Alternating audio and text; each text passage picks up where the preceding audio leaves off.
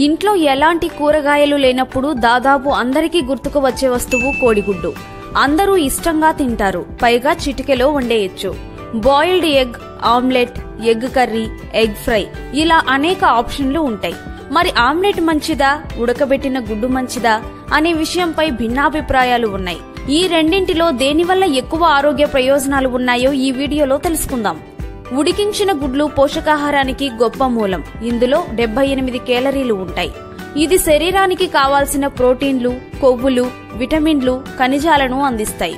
ఇందులోని vitamin B12, vitamin D శక్తిని పెంచడంలో ఉపయోగపడతాయి. ఎముకల ఆరోగ్యాన్ని మెరుగుపరుస్తాయి. ఉడికించిన గుడ్లలో ఉండే కోలిన్ మెదడు, నాడీ వ్యవస్థ పనితీరును మెరుగుపరుస్తుంది. ఇందులోని లుటిన్, జియాంగ్సతిన్ అనే 2 శక్తివంతమైన యాంటీ ఆక్సిడెంట్లు కంటి ఆరోగ్యానికి చాలా మేలు చేస్తాయి.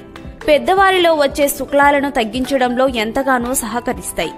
ఇందులోని సహజ కొవ్వులు గుండె జబ్బుల ప్రమాదాన్ని తగ్గిస్తాయి.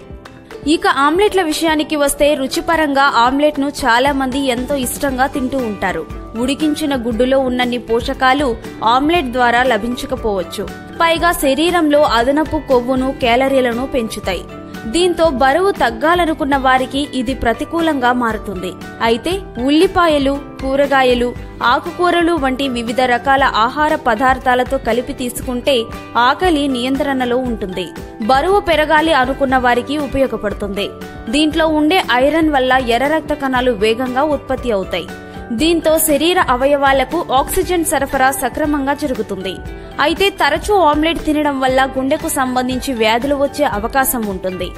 మొత్తంగా చూసుకుంటే రోజు గుడ్డును తీసుకోవాలి అనుకునేవారు ఉడకబెట్టిన గుడ్డును తినడం మేలు. ప్రతిరోజు ఆమ్లెట్ తింటే మాత్రం సమస్యలు తప్పవు.